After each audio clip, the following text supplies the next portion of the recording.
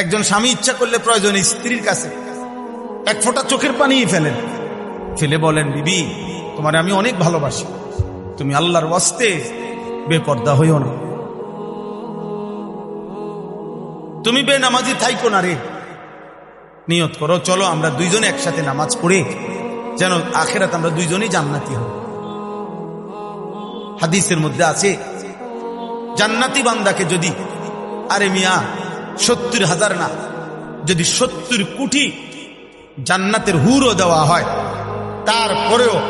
দুনিয়ার স্ত্রী যদি জান্নাতি হইতে পারে, খোদার কসম ওই স্বামীর জন্য দুনিয়ার স্ত্রীর তৃপ্তির চাইতে,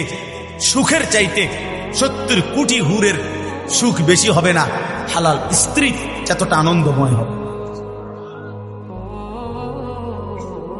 হ্যাঁ, কারণ সে যুদ্ধ করে কষ্ট সহ্য করে জান্নাতি হয়েছে, আর হুর তো জান্নাতেই তৈরি হয়েছে।